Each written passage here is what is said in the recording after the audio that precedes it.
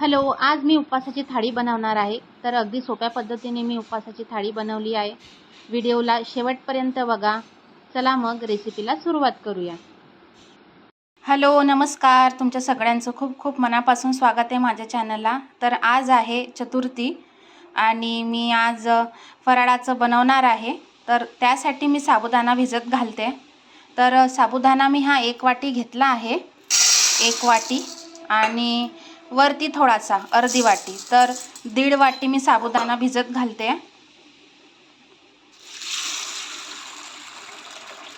तर साबुदाण्याला पूर्णपणे भिजून घ्यायचं पाण्यामध्ये आणि त्याचा पांढरेपणा पूर्णपणे जाईल असं स्वच्छ 2-3 पाण्याने धुवून घ्यायचे. तर साबुदाणा मी 2 पाण्याने स्वच्छ धुवून घेतलेला आहे आणि 1 बोट वरती राहील असं त्यामध्ये पाणी घालायचं. तर साबुदाणा संपूर्ण भिजल्यावर आपण त्याला फोडणीला सुरुवात करू. आता आपण 2 ते 3 तासांसाठी हा साबुदाणा भिजत घालूया. 2 ते 3 तासामध्ये हा साबुदाणा मस्तपैकी भिजेल. आता आपण शेंगदाणे भाजून घेऊया. तर चांगल्या प्रकारे काळसर होईपर्यंत शेंगदाणे चांगल्या प्रकारे भाजून घ्यायचे.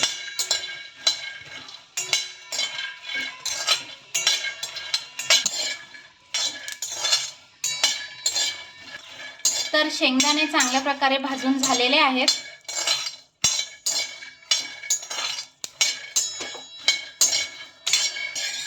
हे शेंगदाणे चांगल्या प्रकारे थंडे झाल्यावर याचे टरफलं काढून घेऊ आणि याचं कूट तयार करून घेऊया.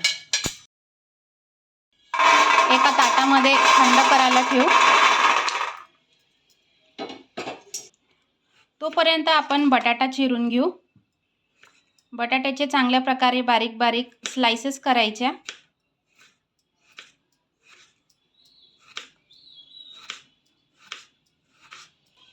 आता पण बटाटे चिरलेले आहेत, तर त्याला पाण्यामध्ये स्वच्छ धुवून घेऊ आपण. आता मिरची पण आपण चिरून घेऊ.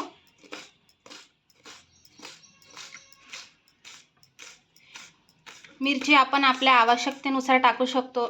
कोणाकोणाला तिखट आवडते, कोणाला जास्त मिरची नाही आवडत, तर आपल्या आवडीनुसार आपण मिरची घालू शकतो. शेंगदाणे आता थंडे झालेले आहेत, तर त्याचे असे सालपट आणि टरफलं काढून घ्यायचे. साबुदाणा चांगल्या प्रकारे भिजलाय की नाही ते बघूया. तर मस्त छान भिजलेला आहे साबुदाणा. आता आपण साबुदाण्याला फोडणी देण्याच्या अगोदर फोडणीचं ताक बनवून घेऊया. तर कढईमध्ये तेल घातलं आहे, त्यामध्ये जिरं घालायचं आणि लांब लांब आकारामध्ये चिरलेली हिरवी मिरची घालायची. नंतर त्यामध्ये बारीक चिरलेले बटाटे घालायचे. बटाट्याचे काप हे बारीक बारीक स्लाइस करायचे त्याच्या आणि घालायचे. हे उपवासाचं ताक आहे. आपण उपवास असतो तेव्हा करून खाऊ शकतो.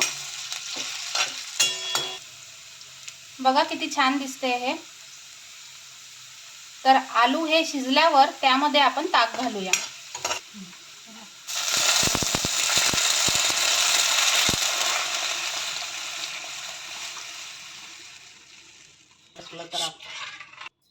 यामध्ये चवीनुसार मीठ घालायचं. मी इथे शेंदे नमकचा वापर केला आहे.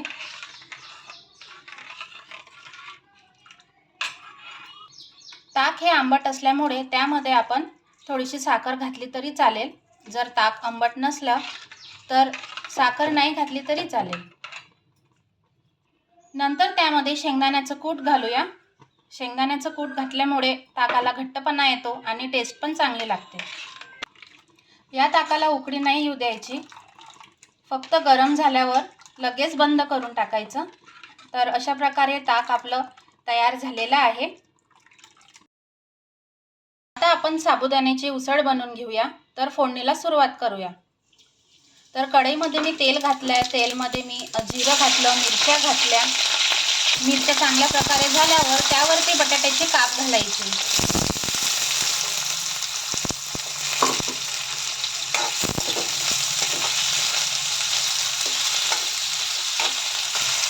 बटाट्याचे काप तेलामध्ये चांगल्या प्रकारे होऊ द्यायचे।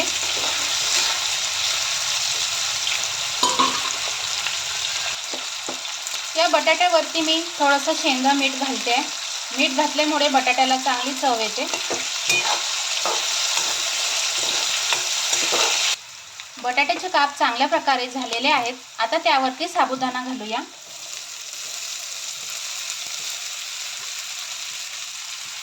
नंतर त्यावरती शेंगदाण्याचं कूट घालूया। मी इथं 1 वाटी शेंगदाण्याचं कूट घेतलेलं आहे।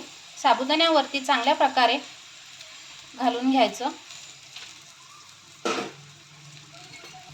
नंतर चवीनुसार मीठ घालायचं।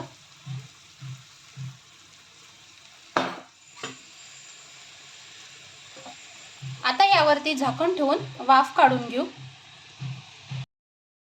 वाफ काढून झालेली आहे। आता चांगल्या प्रकारे त्याला मिक्स करून घ्यायचं। बघा किती मस्त झाली ही साबुदाण्याची खिचडी। एक दाणा मोकळा दिसतोय आणि सुगंध पण खूप मस्त छान येतोय। आता याला चांगल्या प्रकारे मिक्स झाल्यावर अजून झाकण ठेवून एक वाफ काढून घेऊ। यामध्ये मी फक्त हिरवी मिरचीचाच वापर केलेला आहे। तर जर लाल मिरची पावडरचा वापर केला तर हिरवी मिरची नाही घातली तरी चालेल। एक वाफ परत काढून घेऊ। दुसरी पण वाफ काढून झालेली आहे। परत एकदा चांगल्या प्रकारे मिक्स करून घ्यायचं।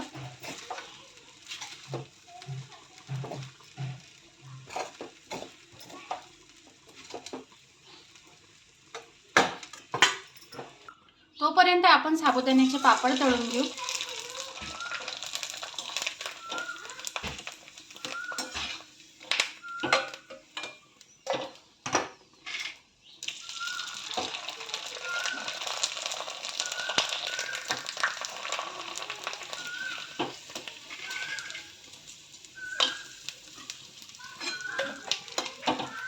ही साबुदाण्याची चकली आहे। साबुदाण्याची चकली पण तळून घेऊ।